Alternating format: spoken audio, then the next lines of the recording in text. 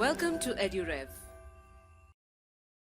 Hello everyone, welcome to EduRev. This is Saran Nandula. In this video, we are going to start the first chapter of geomorphology, the solar system and the earth. So let's just begin. Let us first try to understand what is solar system. The solar system consists of our star, the sun, and everything bound to it by sun's gravity. That is the planets, Mercury, Venus, Earth, Mars, Jupiter, Saturn, Uranus, and Neptune. And then we have dwarf planets such as Pluto, many moons, and millions of asteroids, comets, and meteors. So all these are the components of solar system, and all these are bound by the sun's gravity. So we have the 8 planets here, starting from Mercury, which is the closest planet to the sun. Mercury, Venus, Earth, Mars, Jupiter, Saturn, Uranus, Neptune. So these are the 8 planets we have. And Pluto was considered to be a planet once upon a time, but now it is a dwarf planet. I'll explain you the reason why. So let's just look at a comprehensive image of solar system. The sun is at the center of the solar system, and then we have the 8 planets. This is Mercury, Venus, Earth and its moon, Mars, and then we have Jupiter, Saturn, Uranus, and Neptune, the 8 planets. And the dwarf planet Pluto is also shown here in the image. And then we have millions of asteroids. These are asteroids.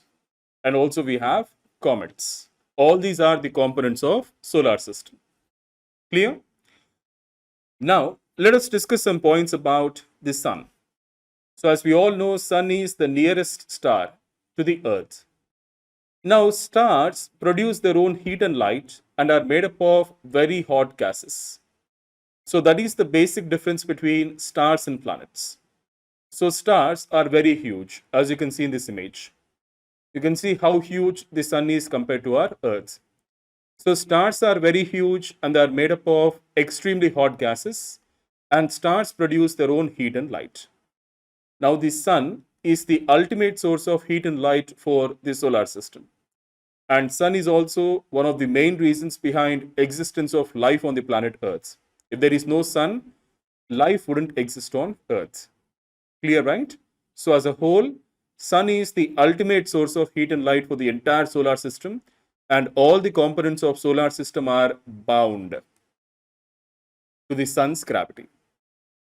Now, moving on. The planets, besides revolving around the sun, they also rotate on their own axis. Now, planets, they first revolve around the sun and they also rotate on their own axis. So, let us just try to understand the difference between revolution and rotation. So, first, rotation. Rotation is the spinning of planets on their axis. So, this is the axis. So basically, axis is an imaginary line that passes through the center of the planet, and axis connects the north pole and south pole of the planet. So this is the axis of Earth, and the Earth is spinning around its axis. Okay. Now, the axis of the Earth is inclined. It is not a straight line.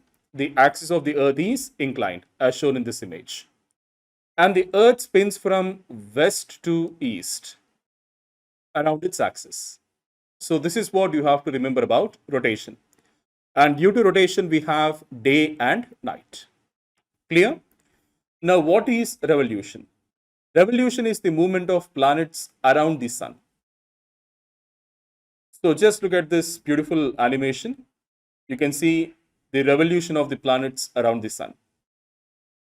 So all the planets are revolving around the sun, or you can say moving around the sun in fixed paths called orbits. The planets do not deviate from these fixed paths. So the 8 planets, they revolve around the sun in fixed path called orbit. So as you can see, planet Mercury is closest to the sun. So it is under tremendous gravitational pull of the sun. So that is the reason Mercury takes the shortest time to finish one revolution around the sun. Mercury only takes 88 days to complete one revolution around the sun. But just look at Neptune. which is the farthest planet. So Neptune takes around 165 years to complete one revolution around the sun. So Neptune moves around the sun very slow. Okay, so the logic is very simple here. If a planet is close to the sun, then the planet is under immense gravitational pull of the sun, and it takes a very short time to complete one revolution around the sun. But if a planet is far away from the sun, it's it takes around more time to finish one revolution around the sun. Because of the distance, Neptune is under less gravitational pull from the sun. So that is the logic here. So I hope you understood this. Now, the solar system is part of the Milky Way galaxy. Okay, so the position of sun is roughly here, as shown in this image. Now, what are galaxies? Galaxies are very huge and they contain billions of stars, huge clouds of dust and gases. And there are also billions of such galaxies in the universe. So, this last point explains how small and insignificant we are in this universe. Okay, the sun is just one of the billions of stars in Milky Way galaxy. And not only that, Milky Way galaxy is just one of the billions of galaxies in the universe.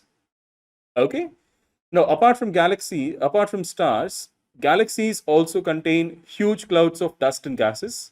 It is actually from these dust and gases that the stars form.